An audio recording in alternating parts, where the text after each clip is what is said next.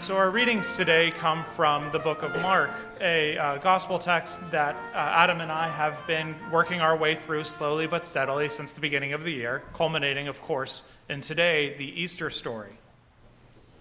Instead of doing one long sermon, we're going to do two short reflections, each of us handling about half of that first encounter with the risen Christ. When the Sabbath was over, Mary Magdalene and Mary, the mother of James, and Salome brought spices so that they might go and anoint him. And very early on the first day of the week, when the sun had risen, they went to the tomb. They had been saying to one another, "Who will roll away the stone for us from the entrance to the tomb?" When they looked up, they saw that the stone, which was very large, had been rolled back. If there's anything that this passage tells us, is that Easter is not always about Easter. The three women who had been, according to the various accounts of the crucifixion, been either at the foot of the cross or nearby it when Jesus died, were not having an Easter moment. They were grieving. Their dear friend, mentor, and teacher had just been cruelly taken from them. Just 1 week before, he was openly mocking Roman authorities, proclaiming that God is not in the power of the political establishment, that God was not something that lived only in the high temple, but with the people, particularly in the poor and oppressed. I suspect that in much the same way that some of us deal with pain and grief through baking, cleaning, or going for a drive, these women too needed to do something. So, the morning after the gruesome and humiliating execution of their beloved rabbi, they set out to anoint the body. Now, maybe they didn't think this plan all the way through when they set out. Maybe it was when they were almost there that someone said, "Hey, so usually they let crucified people out to rot as a warning to those who would mess with the Roman Empire. But you guys do know that Joseph of Arimathea, he's on the Sanhedrin, the council, he was able to get Jesus' body into a tomb. Yeah, we heard about that.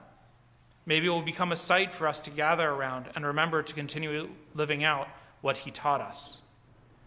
Oh, I hope so. But before that, what exactly are we going to do about the whole stone thing? But let us not judge them too harshly.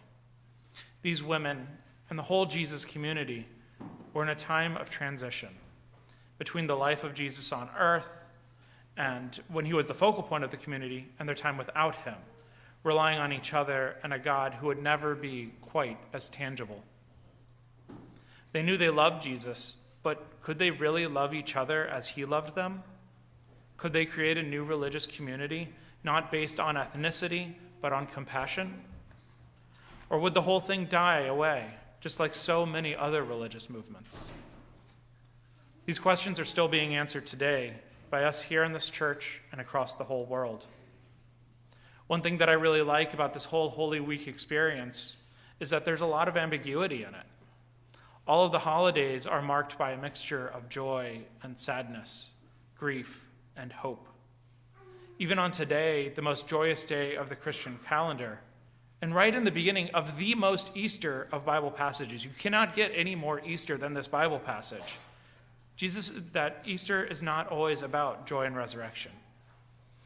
Or at least, that joy and resurrection does not come without a little bit of pain and grief, a little bit of waiting and hard work, and a whole lot of faith that someone will be there to move the stone.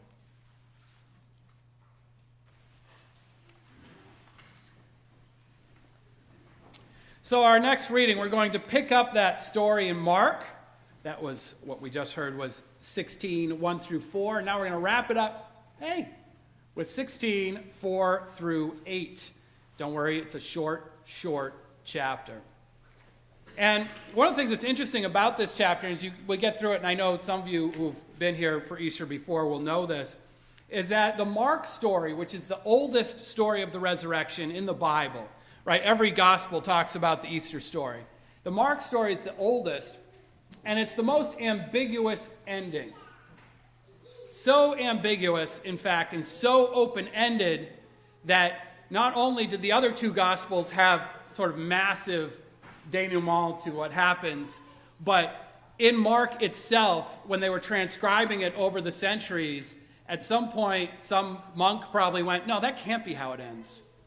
And so there are extra endings. And when you read Mark, it stops, and then there's something called the shorter ending and something called the longer ending, neither of which are the original ending, which is good to know. We will be reading the original ending, of course, because that is how we roll here.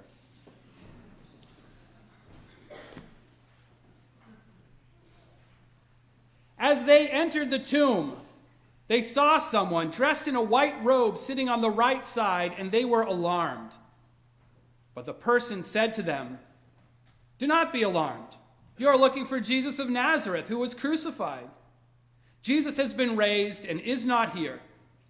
Look, there's the place where they laid the body. But go and tell the disciples and Peter that Jesus is going ahead of you to Galilee. There you will see Jesus, just as he told you."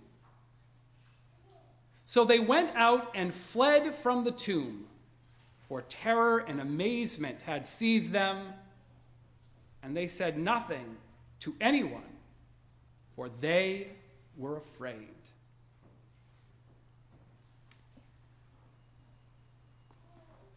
How you doing, kids? You doing all right? Yes? Good. Good. We're almost there. This is the last thing that you guys have to do. And then you can go downstairs. But for those of you who have been here on a day like this, you also know that I have a task for you.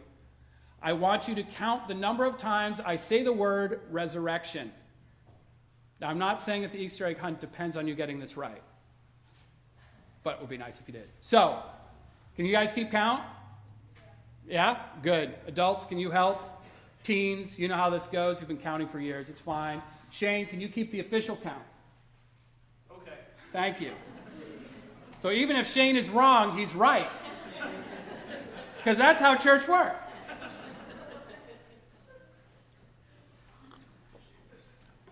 So they went out and fled from the tomb, for terror and amazement had seized them. And they said nothing to anyone, for they were afraid. They said nothing to anyone, for they were afraid. Now, last week, as Shane was saying, we talked about Palm Sunday and about how the story it commemorates is all about revolution and change. Some pretty scary stuff, actually. It's about how Jesus and his followers stuck their collective finger in the eyes of Roman authority. And here we see those same forces at work. The church, with 2,000 years of theology behind it, sets aside this day every year to celebrate a miracle with alleluias in its hymns. This is, and have no doubts about it, this is the high holy day of the faith, accompanied by the warming of the earth. So in the institutional church, we have conditioned ourselves to greet it with joy and with great assurance and complacency. But the only problem is that here in Mark, things aren't wrapped up like we would expect them to be for a joyful service, for a sort of Christmas in the spring. In the story in Mark, the women arrive at the tomb, prepared to do the traditional things to prepare Jesus' body for burial. And instead, they experience many, shall we say, less traditional surprises. The heavy stone they thought they would need to move has been moved for them. And upon entering the tomb, they find no dead body, but instead a strange man who tells them, "Do not be afraid." Do not be afraid, he says. You're looking for Jesus of Nazareth who was crucified. He's been raised. He's not here. Now, were Mark written in the spirit of the Easter celebration we know, this celebration, we would expect a certain kind of reaction from the women in the tomb, namely joy, like we are supposed to feel this morning. They should be relieved, we think. Jesus lives, bodily or metaphorically or symbolically or whatever. Jesus lives. Death has been defeated in some way. But that is not what they do, is it? That is not how they feel. They don't run home to throw a roast in the oven and invite the relatives to brunch to tell them the good news. The Bible tells us otherwise. Instead, what do? They freak out. They completely freak out like extras in a zombie film, and they run away. And who can blame them? I mean, let's all imagine for a minute that sad walk to Everett's funeral home downtown, which many of us here have taken for visiting hours. What would you do with a strange apparition at Everett's? A missing body and some random, oddly dressed guy letting you know that your loved one has been raised. I know what I would do. I would be in shock. I would run. I would doubt my sanity. And I wouldn't be all that quick to let people know what I had seen. Maybe eventually the police, but only them. It's just like those women in the tomb. Those women in the tomb who the Bible tells us said nothing to anyone. Nothing to anyone. Now that doesn't seem to be the right way to react to good news. But what we learn here in Mark is that sometimes the best news, the most joyful, the most life-changing resurrections can be scary and shocking as well. To truly believe a story like this, and perhaps in our liberal, historical, critical way, we should actually say to truly live into a story like this, to try to live a life based on the promise of renewal and resurrection. To truly live into a story like this means entering some pretty dark places and engaging in some pretty rough traveling. Grappling with bedrock assumptions about the world and perhaps more importantly about ourselves, about our place in that world. Now we know that this ending, this original ending to the story that we read today, left open and ambiguous, has bothered a lot of people over the centuries. So much so that people have, in fact, tried to fix it, to make it easier on us. But I don't really think those other endings are necessary.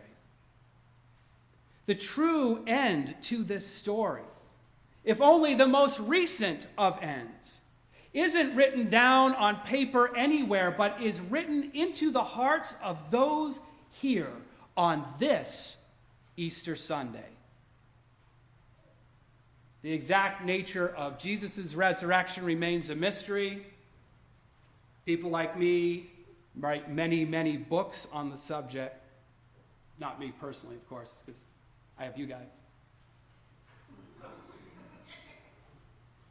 But our resurrections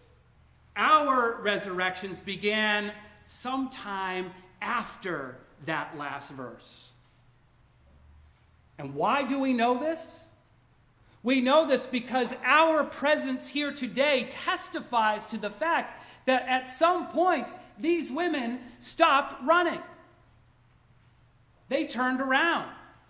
They moved toward a world of new possibilities, new challenges, new happiness. They did overcome their fear, and they saw resurrection in their own lives and other people's lives, and they told people about it.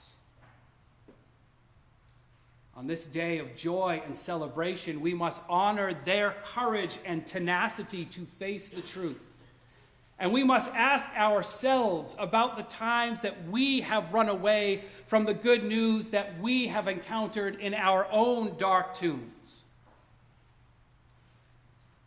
When did we run?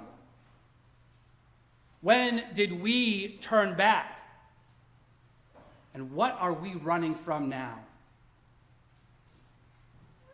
When will we accept our newest rebirth, our own most recent resurrection, whatever it may be?